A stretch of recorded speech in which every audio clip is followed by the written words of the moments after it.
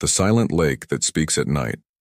The silent lake didn't appear on maps, wasn't mentioned in guidebooks or official records, but it existed, hidden among ancient trees, isolated from any known trail. During the day, it seemed just a stretch of dark, still water, too ordinary to attract attention. At night, however, something changed. The silence became heavy, almost oppressive, as if the very air were waiting for a sound that never came. No insects, no wind, no natural reflections. Just the smooth, black surface, reflecting a darkness too deep to be merely an absence of light. The first reports emerged as whispers. People who passed through the region claimed to hear voices after nightfall. Not screams, not clear calls, but low, continuous murmurs that seemed to emerge from the water itself. Indistinct words, sometimes recognizable, sometimes not, always too close to be ignored. Those who heard them described the same sensation, an involuntary impulse to approach the shore, as if something were calling their name, even when no name was spoken. Longtime residents avoided the place after sunset. They said the lake didn't like being observed at night, that the water reacted to human presence in a slow and calculated way. Flashlights failed, clocks ran slow, and the sense of time became unstable. Some claimed that by staring at the surface for too long it was possible to hear thoughts that weren't their own, memories they didn't recognize, voices that seemed to know too much. The most unsettling thing wasn't what one heard, but what one felt. A constant pressure in the chest, a coldness that didn't come from the air, an irrational certainty that the lake listened to every breath. Those who dared to stay after midnight reported the same disturbing impression. The silence wasn't an absence of sound. It was expectation, as if the water awaited the exact moment to respond. And when the lake finally spoke, it was never for everyone to hear. On the second night, approaching the lake no longer seemed like a conscious choice. The path to the shore was short, but each step carried an inexplicable hesitation, as if the body knew something the mind still refused to accept. The water remained still, smooth as dark glass reflecting a starless sky. The silence was so absolute that the sound of one's own breathing seemed intrusive, almost offensive to that place. The murmurs began softly, almost imperceptibly. They didn't come from a fixed point but seemed to move across the surface, gliding from side to side. Sometimes they sounded too close, other times too far away, as if testing the listener's attention. They weren't strange voices. On the contrary, each whisper carried familiar intonations, known rhythms, pauses that evoked memories too personal to be coincidence. A sense of recognition washed over those who remained there. The lake didn't repeat random words. It echoed fragments of thoughts, doubts never verbalized, buried regrets. The water seemed to vibrate slightly with each new whisper, creating subtle ripples that disappeared before becoming too visible. Looking directly at the surface caused immediate discomfort, like staring at something that shouldn't be seen in its entirety. As the hours passed, time lost its meaning. Minutes stretched on, seconds seemed to repeat themselves. Lanterns illuminated only part of the shore, and beyond that limit everything dissolved into dense darkness. The lake remained attentive. It did not react to sudden movements, only to stillness. The longer someone stayed, the clearer the voices became, more specific, more intimate. The feeling of being watched intensified, not from the forest but from the water, as if something just below the surface was patiently following every gesture. There was no hurry. The lake seemed to understand that, sooner or later, someone would respond to the whispers, even if only with a gaze that lingered too long. And in that place, looking was never a passive act. It was an invitation. On the third night, the lake no longer seemed silent. Even when no voices were heard, there was a constant feeling of suspended communication, like a sentence interrupted mid-sentence. The water remained still, but its reflection no longer matched real movements. Simple gestures were slow to appear on the surface, emerging with a subtle delay, slightly distorted, as if something were reinterpreting each action before returning it. The voices became selective. Not everyone heard at the same time. Sometimes only one person reacted, turning their head sharply, responding to a whisper that no one else noticed. Other times, someone would begin to murmur disconnected phrases, repeating words they didn't remember thinking. The lake seemed to choose who to listen to, and when to listen, creating a growing sense of isolation, even within a group. The air was colder, but there was no wind. The mist formed close to the water, slowly advancing over the bank, enveloping feet and legs like something alive. The feeling of weight on the body increased, making simple movements too tiring. Staying upright required conscious effort, as if gravity itself were being adjusted in that specific space. Looking at the lake now caused immediate vertigo.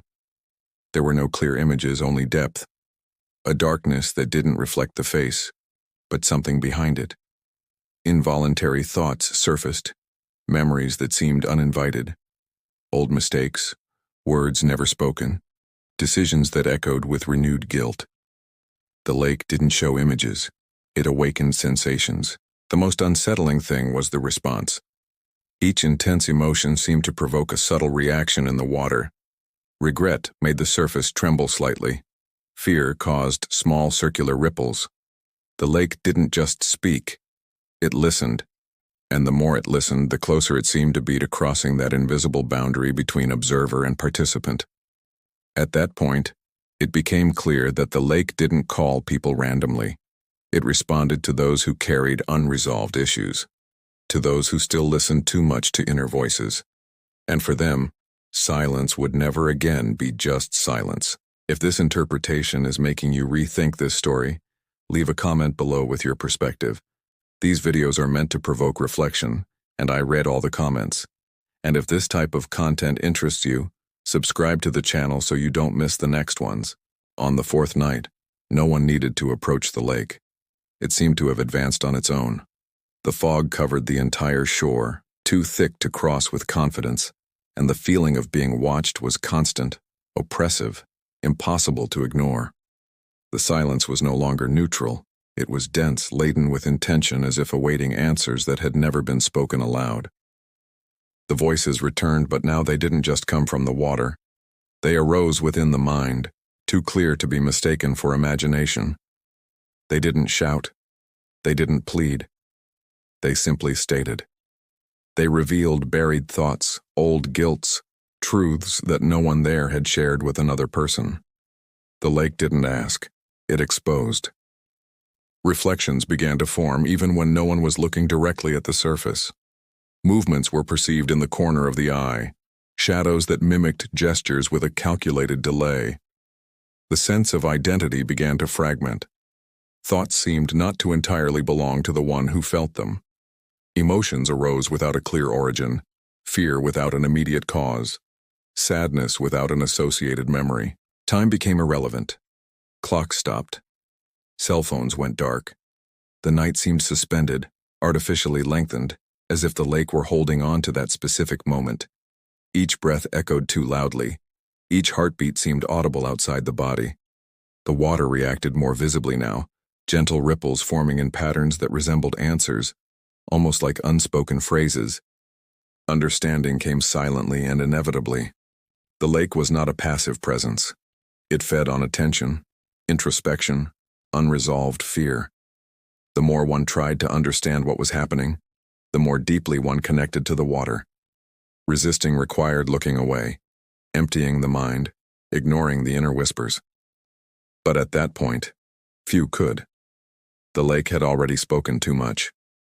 And whoever listens enough inevitably responds, even without realizing it. As dawn began to give way to a pale, diffuse light, the lake returned to its initial state.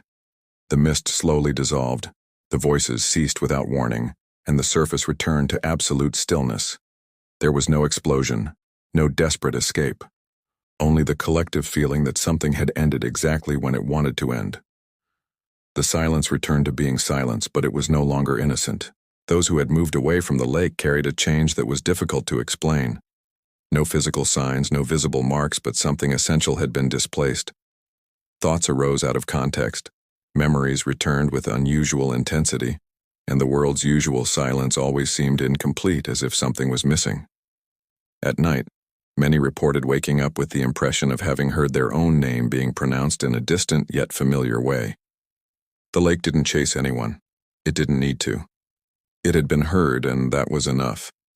The water remained where it always had been, hidden, still, waiting. Occasional visitors continued to pass through the area during the day without noticing anything unusual. Only at night, when the world becomes more introspective, more vulnerable, did the lake resume its silent vigil. Longtime residents said that the lake didn't speak to everyone, only to those who listened too much to their own minds.